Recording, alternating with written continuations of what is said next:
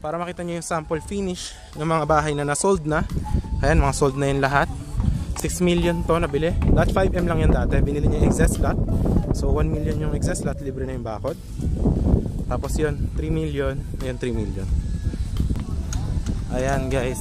So ngayon pupunta tayo doon sa may bahay na available dito. So ano siya, 4 million pesos. Package na yon. 232 square meter house with basement. Tapos malaki yung house, papakita ko sa inyo. Tapos meron dyan 5 million na 200 square meter corner lot naman. So from here 6.5 meters, diretso dyan yung kalsada. Ayan, ginagawa na yung kalsada ngayon. Pakita ko sa inyo, yan. Dito, hanggang dyan. Nagkakaroon na ngayon ng backhoe. Ayan, kita nyo. Ginagawa na siya.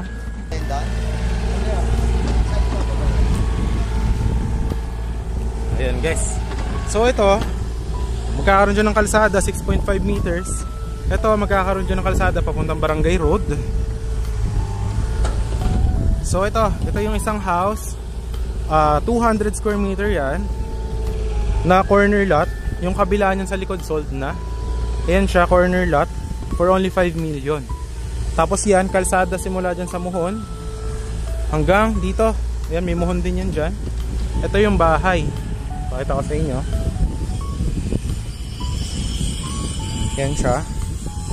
Ito yung house, 144 square meter yan with basement. Yung lot niyan hanggang dito. Nasaan na yun? Pakita ko sa inyo. Saan na yung Muhon? Ayun, hanggang dyan. So yan yung 144 square meter. Yan, hanggang dyan. Tapos ito kalsada to hanggang dun, 6.5. Tapos ito, yan, kung hindi nyo kukunin yung lot, yan, from there hanggang dyan, yan yung 3 million yung house. Yan. But if kukunin nyo, bali 144 square meter lang yun. Ngayon, pag binili nyo excess lot dito na 91 square meter, ayan, magiging 4 million package lang siya. From that Muhon hanggang dyan, sa kabila. Pahaba dyan, libre na yung bakod. Tapos free, transfer of title yan yung house. 4 million package lang siya.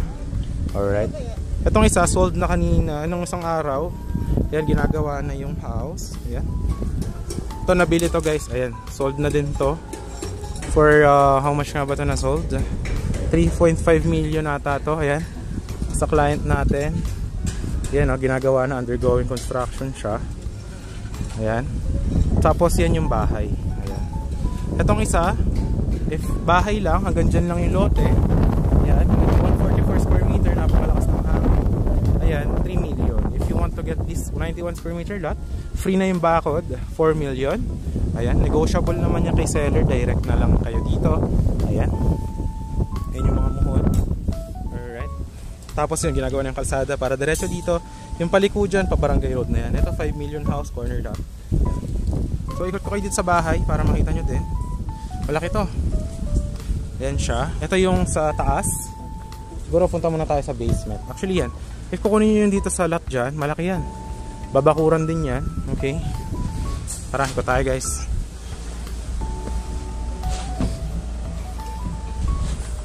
Ayan siya. Okay, ayan, pag ganyan. Ito yung magiging view mo. Ayan yung parking mo. If hindi mo kunin yung bahay, ayan, 2 car park. But if I were you, kunin mo na yung lot doon. Negotiable naman yan para isang package. Tapos yan yung kalsada. Yun, magkakaroon dyan corner lot going Barangay Road. Tapos ngayon dyan yung daan sa isa. Okay. So ito yung bahay. Ito yung balcony nito guys. Ayan. May kasama yung bubong. Lahat. Full finish to pag natapos. Ayan. Malaki yung floor area of the house. Ayan siya. Ayan yung going to the basement. Ayan. Okay.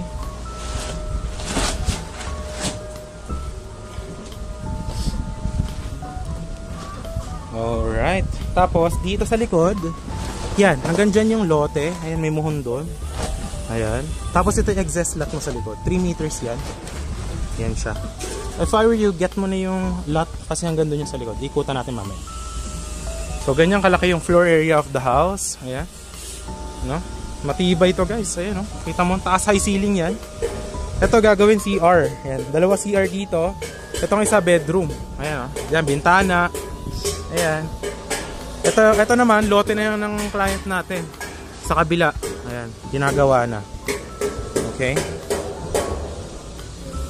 So punta naman tayo ngayon sa basement. Yung basement, dalawa yung daan. Isang dito, isang doon.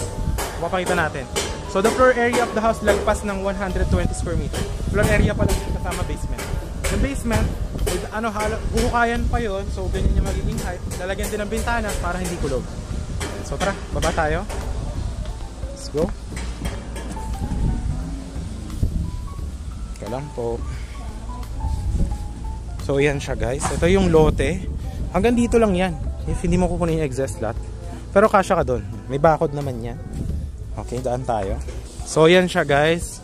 Ito magkakaroon dito ng terrace. Yan siya. Kakaroon ng terrace dyan. Ito, basement to sa baba. Ipakita natin sa inyo.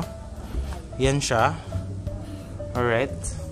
So ito, yan, lalagyan pa yan ng kisame. Full finish yan, nakapintura lahat. Ito lalagyan din dito ng bintana para hindi naman siya kulob. Tapos dito, huhukayan pa yan. Ayan o. Hinuhukay po yan. Dito yung CR. Ayan. Bathroom. Tapos ito yung isang pasukan, labasan sa garden. Ito yung isa from the main entrance. Lahat yan huhukayin guys, para po malaki yung magiging floor area of the house. So ayan, maganda yan pag natapos na guys, no? Ayan. Ayan, okay. So this is the house. Ito naman yung lote sa likod. So kung hindi mo kukunin yung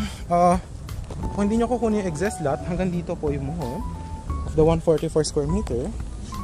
Yan, diretso po yan dyan. So ito yung garden mo here. Yan siya, 144 square meter, daan tao. Yan po. Okay, ito sold na tong house na to. So yan, matibay po yan, no? Talagang ang daming bakal at semento po yan. But if you will get the 91 square meter, hanggang dito po yan. Hanggang dito yung mohon. Diretso dyan, babakuran po ito. Yan dyan, this will be your lot. 4 million package, negotiable to the seller. Ayan siya. So kasya dito kahit 4 na sasakyan. Babakuran po yan, kasama na rin sa package. Alright. So yun. So that will be the summarize of our tour today. Ayan, ito sold na to sa client natin. Ayan. So yun. If you are looking for a retirement dream lot, I highly advise this one. No? Malamig po ang weather, hindi binabaha. Free transfer of title. Ayan siya. Okay? So yan guys, thanks for watching and I hope to see you in the next vlogs. Yan guys. So ito na yung bahay. Yan, if you are interested, message nyo na ako sa Viber, WhatsApp. Ayan siya, ito siya, yung bahay. Nandyan pa, hanggang available pa. Ito yung for me, ito yung pinakamagandang house dito. Dahil maganda, may basement siya. Malaki at the same time. Tignan yung design ng bahay. Ayan o. Ito yung balcony mo. Sipin mo yan. Napakahangin. Tapos yan yung vibes. Ito kalsada. Diba? So yun lang guys. Thanks for watching and I hope to see you soon. Bye bye.